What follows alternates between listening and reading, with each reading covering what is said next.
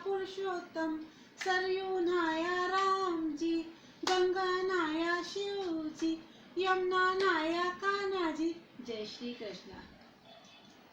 एक ब्राह्मण था, वो गुरु दीक्षा लेने जाता है। पहले के ज़माने में बहुत कठिन परीक्षा ली जाती थी गुरु दीक्षा देते समय। ऐसे आसानी से किसी को गुरु दीक्षा नहीं दी जाती थी, बहुत कठोर परीक्षा ली जाती थी और उसके बाद ही डिसाइड किया जाता था कि अब इसको शिष्य बनाए कि नहीं बनाए। अब वो ब्राह्मण जाता है ऋषि के पास में, गुरु दीक्षा कुछ दिन रहता है वहाँ।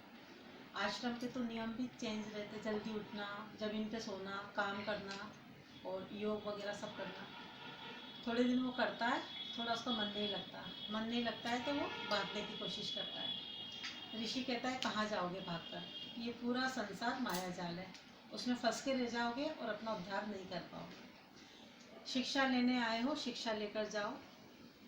वो नहीं सुनता है तो कहते हैं अच्छा ठीक है, एक काम करो, तुम घर जाओ और घर जाकर घर पे जाना, थोड़ा रुकना और फिर पेट दर्द का बहाना करके लेट जाना, फिर लंबी सांस लेकर और ऐसी कोशिश करना कि तुम मर गए, फिर मैं वहाँ पे आ जाऊँगा। उसके बाद अगर तुमको कुछ समझ में आता है तो तुम मेरे साथ चलना, वरना मैं तुमको वहीं छोड़ के आ जाऊँगा। मैं तुमसे अब नहीं कहूँगा कि तुम मेरे साथ आओ, लेकिन ये ज़रूर कह देता हूँ कि ये संसार पूरा माया जाल है और इसमें डूब के रह जाओगे, तार नहीं हो पाओगे। इसलिए संसार से पार होना है तो भक्ति जरूर करो। इस कहानी में भक्ति की महिमा बताई है।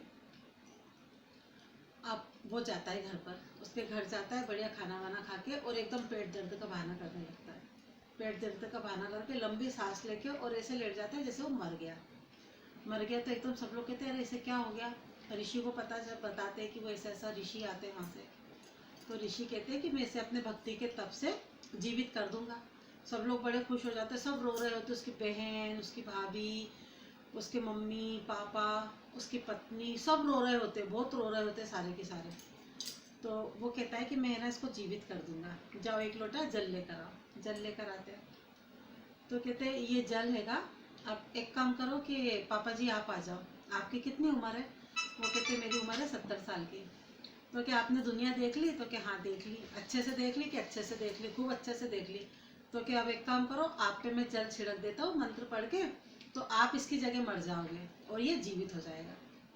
वो मना कर देते, नहीं नहीं मैं क्यों मरूँ, और अभी मैंने कोई दुनिया नहीं देखी, और अभी अभी मैंने देखा ही क्या है, और मेरे को तो नहीं मरना, ये और वो करके वो पीछे हट जाते। उसकी माता श्री से कहते आप आ जाइए। तो आपका तो बेटा था ना, आप तो अपने बेटे से बहुत प्यार करती हो, तो अपने बेटे, आपके बेटे ने आपके लिए इतना सब कुछ करा है तो आप इतना तो कर ही सकती हो। और अब आपकी तो उम्र भी हो गई, आपने सब कुछ अपना कर ही लिया अपने जीवन का, और इसकी वो भी उम्र क्या है, इसके तो बीवी बच्चे छोटे हैं और अभी ये जवान है। तो एक काम करो माता जी, आप पे मैं मंत्र पढ़ के और ये जल छिड़क देता हूँ, तो आप मर जाओगे और ये आपका पुत्र जीवित हो जाएगा।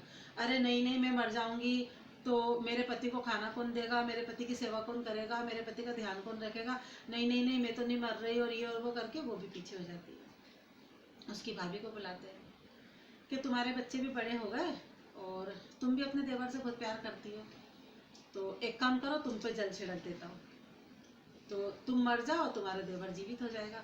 अरे नहीं नहीं मैं कैसे मर जाऊँ, और मैं क्यों मर जाऊँ, और ये और वो फलाना ठिकाना, और ऐसे कर करा के वो भी पीछे छुड़ा लेती है। बहन खूब रो रही होती, चिल्ला चिल्ला के हाय मेरा भाई, हाय मेरा भाई इतना अच्छा था, ये और वो। बहन को बुलाते हैं, तू तो अपने भाई से बहुत प्यार करती है ना, तो एक काम कर, तू दे दे के अपना जीवन और तेरा भाई जीवित हो जाएगा। अरे मैंने देखा है कि अभी तो मेरी शादी भी नहीं हुई है, और मैं क्यों मर जाऊँ, और अभी तो मैंने क्या देखा हैगा, और मैं क्यों मर जाऊँ, मैं क्यों मर जाऊँ, ऐसे करते करते बहन भी पीछे हो जाती है। वो सब सुन रहा होता है, लेटा लेटा वो सब देख रहा होता है कि मैंने सबके लिए सब कुछ करा जीवन भर, लेकिन देखो मेरे लिए कोई कुर्बानी देने के लिए आगे नहीं आ रहा। खड़ा होता है वो एक सेकंड में और ऋषि से कहता है चलिए महाराज। तो ये भक्ति की महिमा है, भक्ति ही सब कुछ है, इसलिए भक्ति करो, संसार के मोह जाल में ना फंसो। राधे राधे।